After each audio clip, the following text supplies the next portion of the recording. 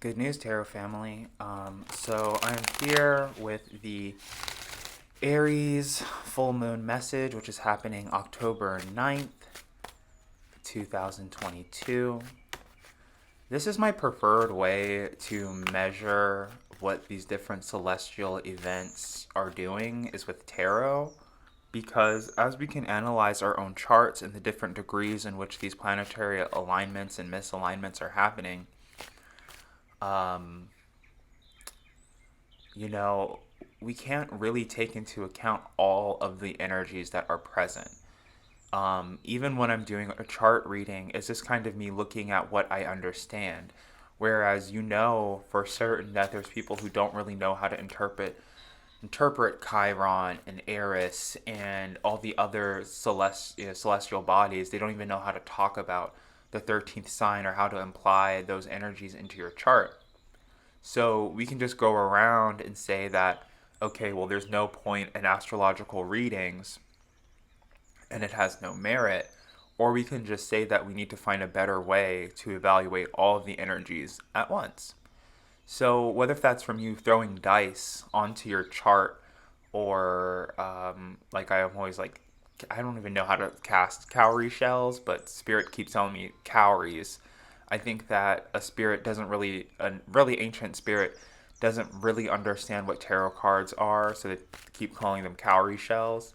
But cowrie shells, crab shells, chicken bones, like my even me myself, as someone who studied astrology and only really liked tarot because of its um, connection to astrology, only to discover that I had been playing with Pandora's box like this entire time. You know what I mean? Like I literally was like uh, holding on to God's flashcards. And a lot of people, and so maybe this is the Aries full moon download.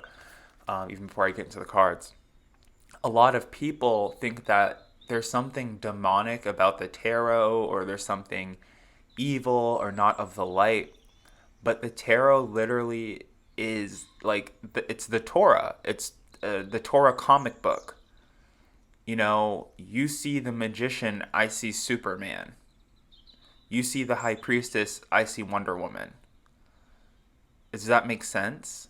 They're literally Bible flashcards. Like if you forget stories from the Bible or certain psalms or messages, each tarot card has a connection to either an archangel, a biblical character, a biblical scene or scenario. I mean, was it like the Justice card is King Solomon, helping out with custody issues as he does in the Torah or the Bible, whatever, the Quran.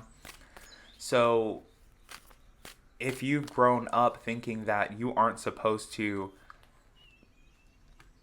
enter the spiritual world with a certain sense of knowledge and knowing understanding than other than just trusting God or the medium in which God is presenting himself to you, you are a divine channel. You are a part of God. God is a part of you. So anybody telling you not to activate your psychic intuition is trying to manipulate you. I don't care if that's your preacher, your pastor, your mother, your sister, your brother, anybody actively working against your intuition is an enemy. And what does it mean to act against someone's intuition? Somebody who's lying to you. And as we're approaching this Libra and Scorpio season, we all know that Libras are liars. But I mean, it's for protection, it's for legal reasons, but they're inauthentic. And I can, as a non Libra, of course, it's easy for me to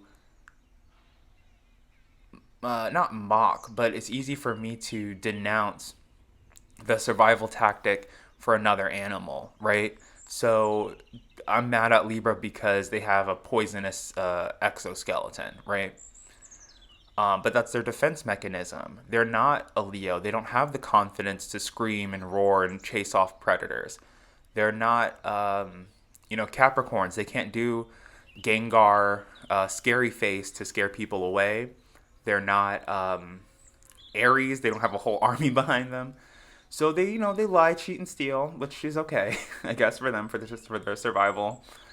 Um, but I guess this time of month, I used to hate the 13th sign, but it's slowly becoming my favorite zodiac sign because of where it falls, and because it falls in the fall and between Libra and Scorpio, and we can all agree that we've met a Libra and a Scorpio that is a goddamn snake, right? But snakes are also healers. So if you come across a Libra, or if you've ever dated a Libra, if you've ever befriended a Libra and they are dishonest, they are actually just a challenge to sharpen your intuition, a test of your faith. We can look at it like that. I don't really feel like Yahweh or God or Jehudi or Jehovah, they. God really prefers they. God is super into the they pronoun. He's like, especially like the Brahmas, they're like, oh, I feel represented by this. Because it's not even a question of one or two genders. It's more of like, well, I'm like 15 people, so please stop saying I. It's we. It's a party of five. It's a party of 15 or 16. It's a chorus. It's an orchestra. God is literally like Cab Calloway, and and it's in his band. And not acknowledging his band like Eminem makes him very upset. I don't like Eminem. Put that on the record. I just feel like, and I'm wrong. Sure, I'm not even saying that this is correct, but I just feel like, and skin color is such a testy subject because you can be black with light skin, but I just feel like white people rapping or white people gangster rapping, especially if you look at like Diane Wood, it's literally just like blackface without makeup, like the saggy pants and the gold chain, and I'm from the early 2000s, so that was fashion at the time, but I just think that looking back, it's gonna look so weird. So just be aware of that. And also, there's this message. I mean, Aries, which is the sign of bigotry. There's this message about like the whitewashing of black culture, or just like the whitewashing of culture in general, where it's like black rappers aren't as celebrated as Eminem simply because he's white. Iggy Azalea is only being celebrated because she's white. It's not because of any type of spectacular skill or, um, you know, it's just that shit actually is blackface because she's changing and modifying her voice to sound like an African American, not even like an African Australian or whatever. It's just super cringe. Super cringe. Okay, so enough pop culture. I feel like those pop culture references are going to resonate eventually, but it's just what came over my body, mind, and spirit. But so we're just going to talk about the energies that are flowing through the Aries full moon.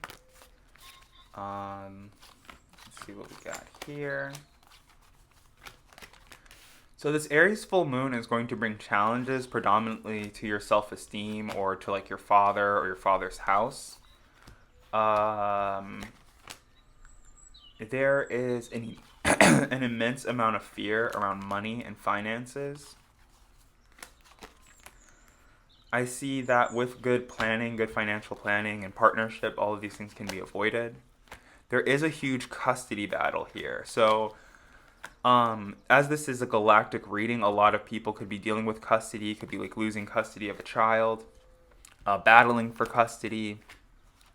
We could even see, like, and I'm talking about Eminem and stuff, like maybe we could see like a kind of like a collective custody battle, like some celebrity is trying to fight for custody of their child and we're all enthralled in it. I'm not really seeing any particular people being at the forefront of this moon other than Aries. I'm seeing the Page of Wands, I'm seeing the Emperor here. Aries is very much activated in this Aries full moon energy. The biggest obstacle under the Aries full moon, or how you can unlock these financial secrets, is to come out of hiding, the Hermit reverse. So you might be fighting for custody for someone and you don't even want custody. This could be a pet, this could be a dog. I'm hearing the name Oliver. Um, what is coming up? So this whole concept of coming out of the closet, right? It's been coming to me a lot. I'm like, okay, yeah, like sexuality, whatever. But it's also coming out of the tarot closet. It's coming out of the astrology closet.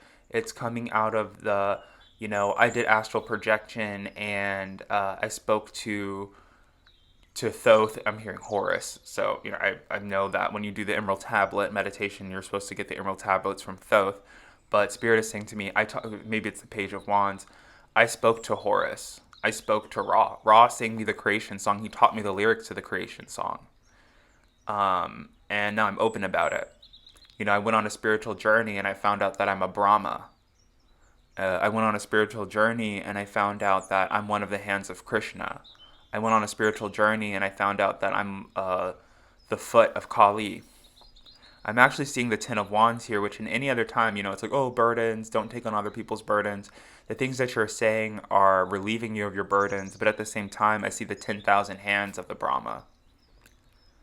The Majin of the 10,000 hands. I think it's like a Yu-Gi-Oh card. I'm seeing 10,000 hands helping each other. This could be like, the hurricane and things like that, people being in need. But globally, this is a message about helping hands. And that even if you have 10,000 hands to help, you don't use them for everybody, especially not a pariah that you used to work with.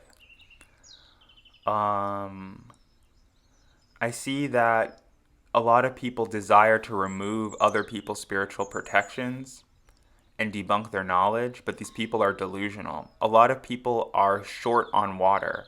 So they're either unbathed or they're not drinking water.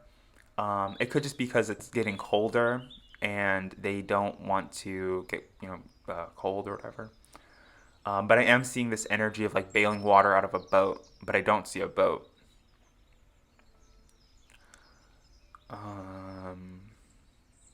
There's also this message about like unpaid gas bills from the 90s, or houses that are still running gas through them. They're unaware that there's still gas lines in them. I'm also hearing that a lot of people are in fear of losing their childhood homes and their possessions under this moon. There's a lot of disorganization. But I think that in any tragedy or any sense of loss, it is only a reminder to get more organized. The less luxury that you live in and the less amount of comforts that you have, it isn't a call or a signal to like lay down and die. It is actually a call to fortify and get stronger. So all this stuff, there's a lot of like rocky things happening under this moon. But at the end of it, I'm seeing the Queen of Cups reverse and the Empress. So we're going to be telling a lot of sob stories, but at the end of it, we're going to be okay. And I think that's enough for me to be thankful for. Okay, I'm going to end this video, and I will see you guys in my next video.